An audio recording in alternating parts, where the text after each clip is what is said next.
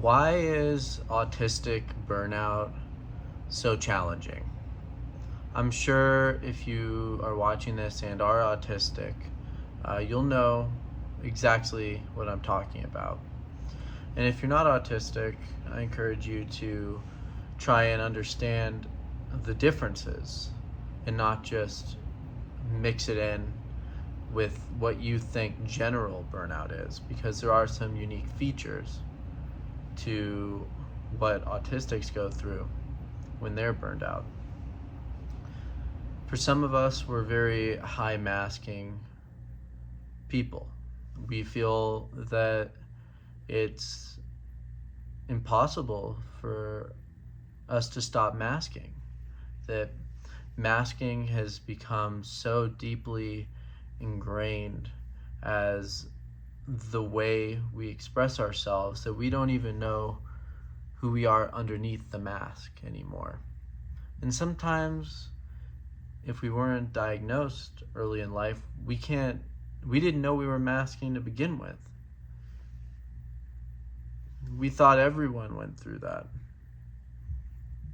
But it's interesting because burnout doesn't have to only be from masking. Sometimes it's from too much activity. Even if you were totally unmasked, let's just say, that doesn't mean you're not going to go through autistic burnout. You could be sensitive to light and be overexposed to that. You could go on a trip or something with friends or family and not take enough time to recharge.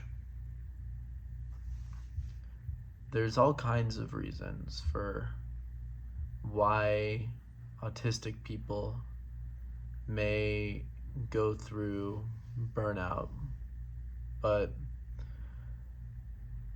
I think a very important aspect of this is, how do we avoid burnout? And I think this is a question a lot of people have. How do we live our life in a way that lessens the amount of suffering that we have to go through just for being neurodivergent or autistic?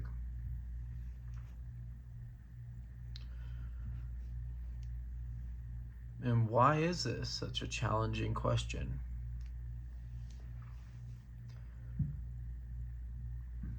I believe that this is a challenging question because we live in a society that doesn't value us unmasked or in our more natural state, even though I don't really like the word natural, but our unmasked state.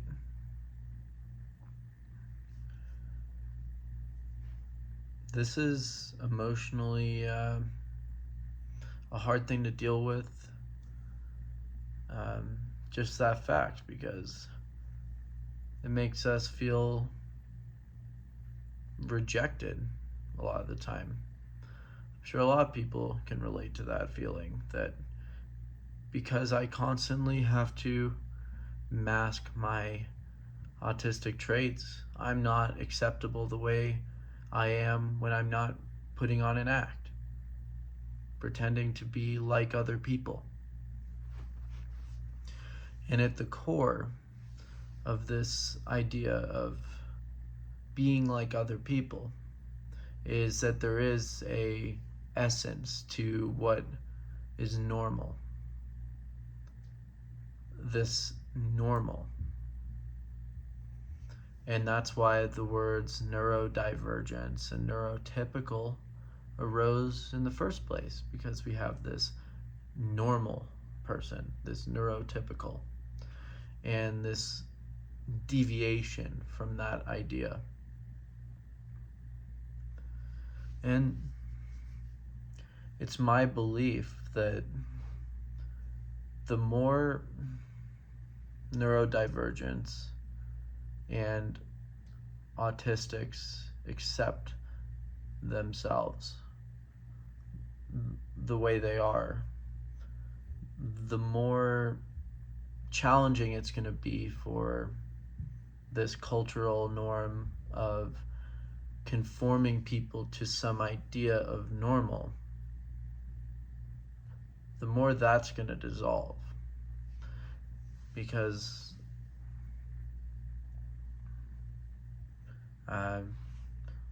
it requires numbers. It requires this herd of people who believe in normal and a herd of people who don't. And when this whole idea in dichotomy or dialectic between the two collides enough, it'll create something else that's sort of a Hegelian view. I'm not sure what will come from it, but this battle between what's normal and abnormal has really been going on in all kinds of ways. And I think that the challenge is overgeneralizing, because each person is going to have their own struggles that they consider more important or less important internally. And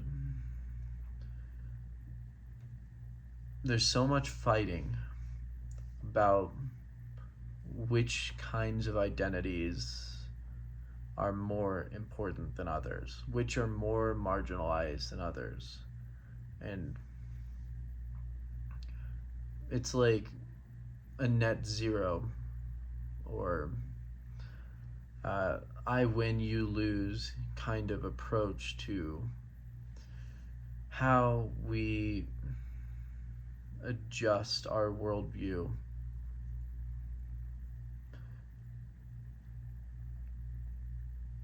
to this more pluralistic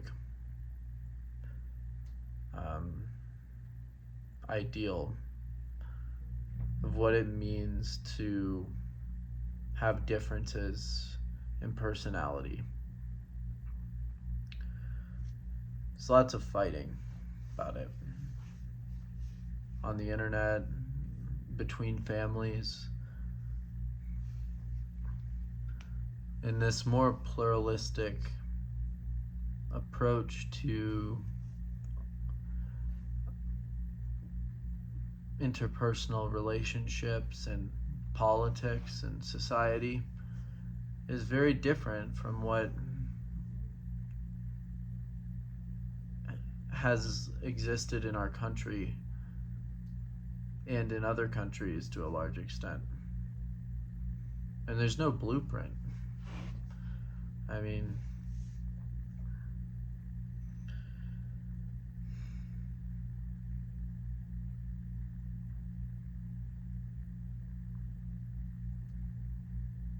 it's going to be challenging to reconcile our worldviews, because there's lots of catastrophizing when you bring up like acceptance, like wanting to accept your autisticness or whatever like aspect of your personality you might want to apply to this neurodivergence like talk I'm giving. When you talk about self-acceptance, people bring up worst case scenarios in the back of their mind. They're like, oh, what if like this is justification for the worst possible like crime I can think of, then you wouldn't want to accept that. So they bring up these red herrings, or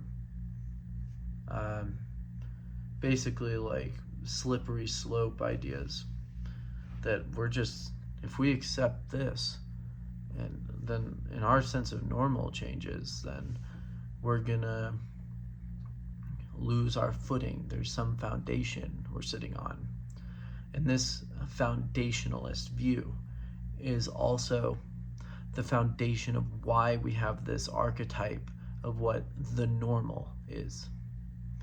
But I want to propose a different interpretation, that maybe there never has been a foundation, because metaphors like a foundation, or as I talked about in the past, my last video on a spectrum, have limited applications in terms of what they can explain.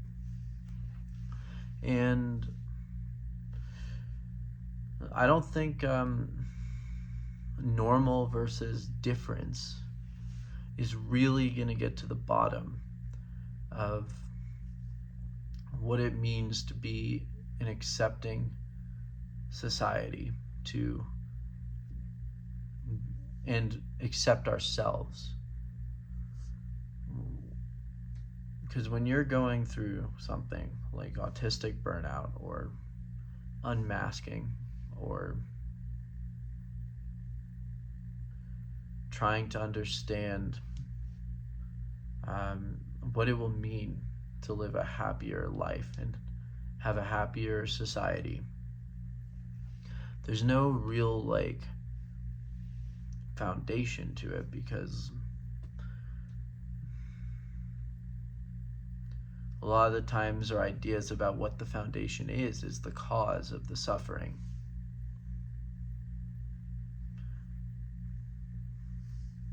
In this foundation of normalcy, of some of government structures that have a certain form versus another form,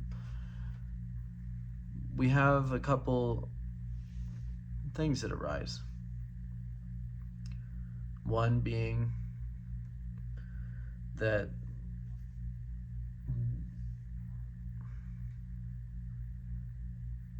what we're believing in as a foundation might be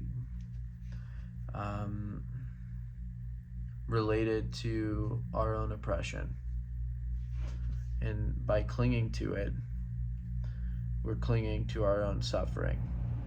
And then on the other hand, there's the possibility that our ideal of what a better society would be is just another lie, or something we tell ourselves because we want to believe in and have hope.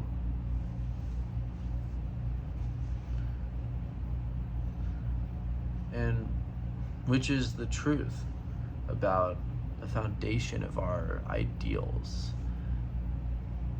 And how does this interlock with, see another metaphor, interlocking? I'm not even going to use that.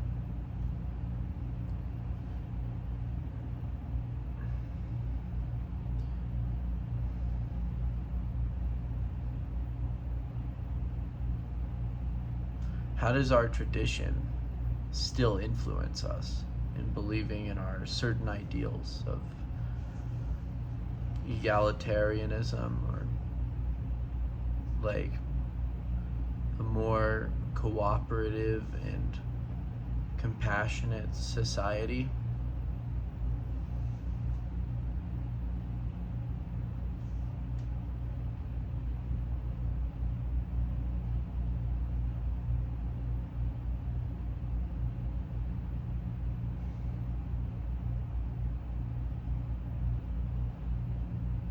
How much does economics connect to these ideals?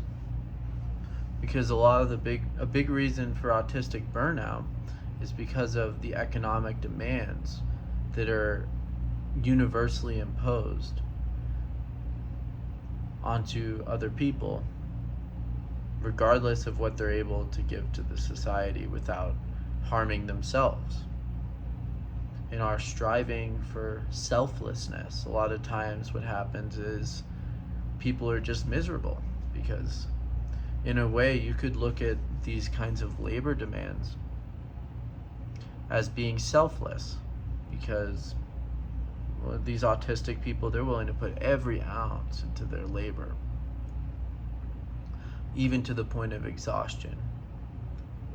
Neurotypicals or autistics or any person could romanticize that and say they're the hardest workers.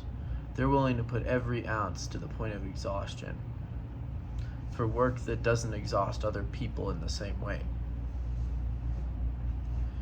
So how much of our ideals are intertwined with this sort of utopian economic vision of having a better government?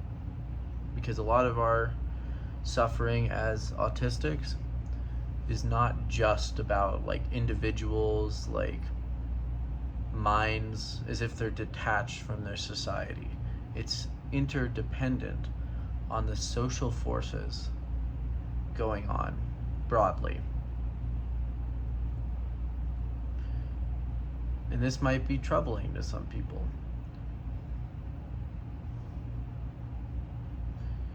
But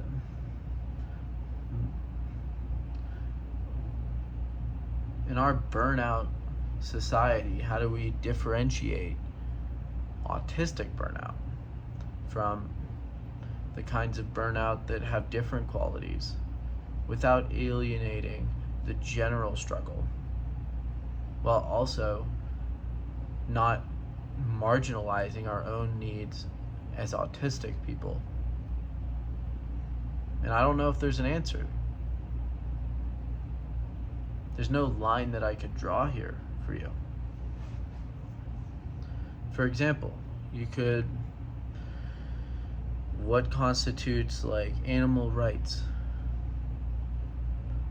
You have a line, another metaphor that I don't like. A line you can draw in the sand between different kinds of animals.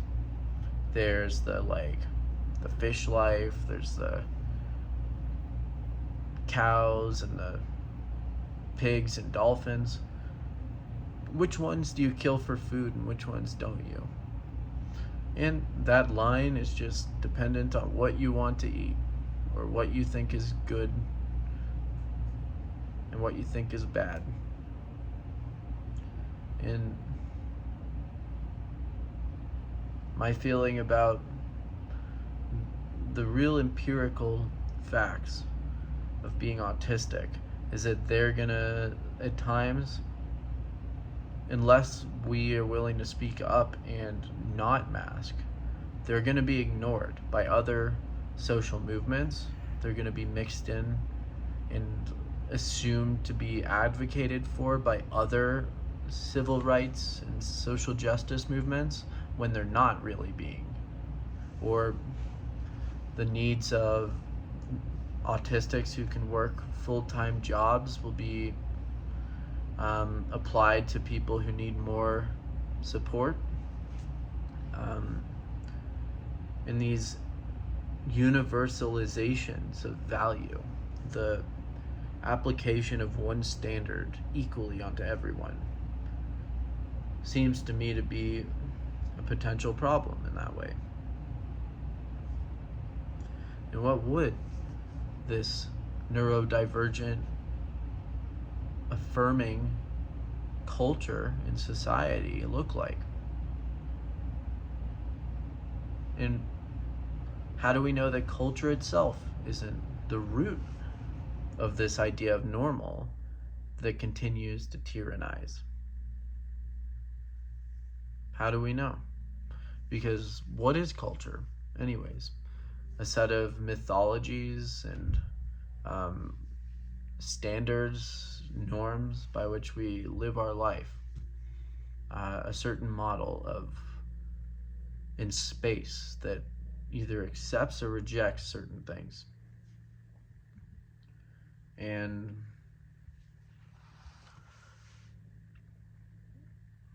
I'll give an example. We often assume that art and culture are two sides of the same coin. It's like the art and culture center or whatever. And honestly, I don't really agree that that's the same coin necessarily. You could have an artist that basically lives in the middle of nowhere, like outside of culture. And you could have a culture that doesn't respect art, that doesn't adhere to their ideologies and norms, which is often the case. So the practice of like free-spirited art and the like institutions of culture aren't together. They're forced together because a lot of the ways patronage and the way artists have made money historically has been by kissing the butts of rich people, rich patrons, even when it's at the expense of their art. They don't even decide what it's about. And culture serves certain norms that are not really good for autistic people. And I think these two sides of the same coin assumptions, like art and culture, or normal and abnormal, they might just be based on the way we view ourselves, because there's plenty of autistic people and people with neurodivergence out there in the world who are completely unaware of it and identify as neurotypical.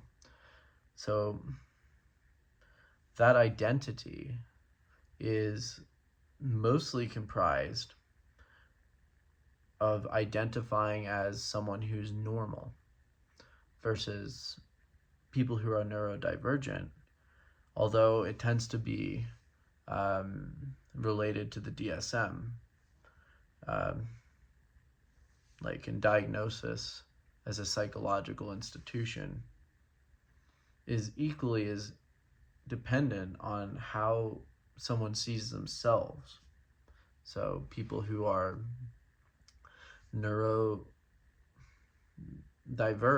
view themselves as, or neurodivergent, really, because neurodiverse is, people who are neurodivergent identify as being abnormal. It's like those, like there's certain like art movements and poetry, and like the beat poets, or they identified as people who are breaking the rules in some way. And then there's in ancient Greece there were the cynics, who identified as being divergent from what they considered society, not affirming what exists in some way and living outside of it. And monastics of different religions tend to identify as escaping or going away from the world to find some place of contemplation. And neurodivergence identify as having some mental difference that separates them from the normal. And why is this important to burnout? It's because at least as individuals, well, I'll approach it from an existential perspective first. Like, we have certain choices, and the existence of our neurodivergence precedes the essence of how it's categorized. So we have to be able to observe how our mind works and try and live the greatest lifestyle that we can in a way that aligns with our values, that doesn't perpetually cause us to be burned out and stuck in routines that degrade our mental health. This could be also not just existential. It can be collective action based on people with shared views on neurodivergence and how we open neurodivergent lifestyle potential into better places rather than worse places. we really, I believe that we need to focus not just on the interior experience of neurodivergence, but the phenotype of neurodivergence, which is the outward expression of how neurodivergence plays out in the world. The phenotype of the inside. We have to be able to work with both the interior, which is just the way our minds work and respond, and the suffering we go through, and how that plays out in the world, and what parts of our society keep us oppressed. And we should be at least observing these things, because if we don't, chances are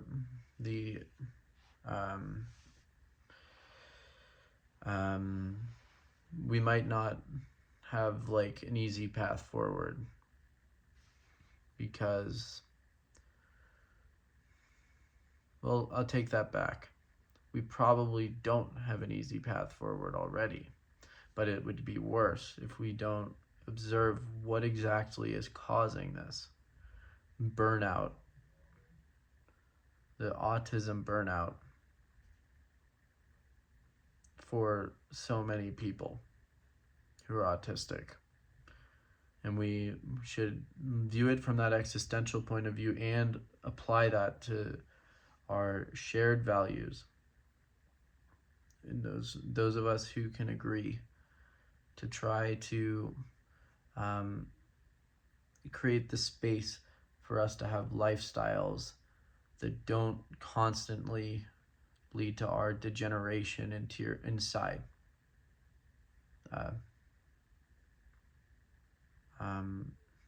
And I've been working on this problem, but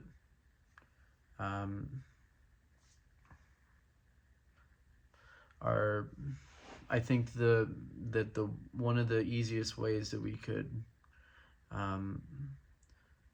like collectively like come to terms with this specific problem of autism burnout, but also like other problems, is find shared goals instead of fighting over like identities and language and metaphors and our inside experiences, and unify around some shared ideal that's not based on autism itself, but shared with other groups, but without completely ignoring and like completely mixing in and ignoring our differences,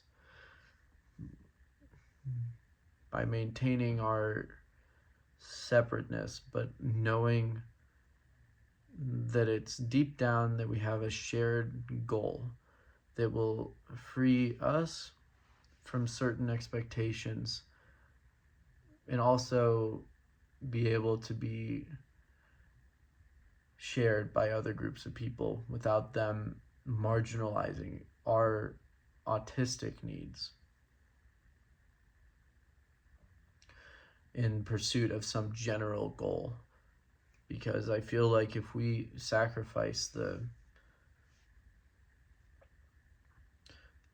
those parts that are important to like our autistic experience,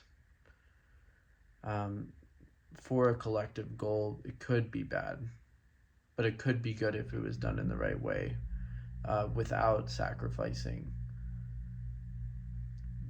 the important differences that we have.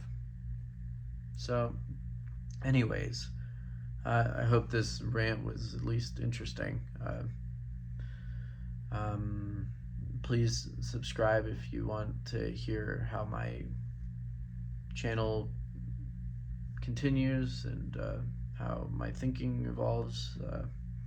And I also do interviews, so thanks everyone.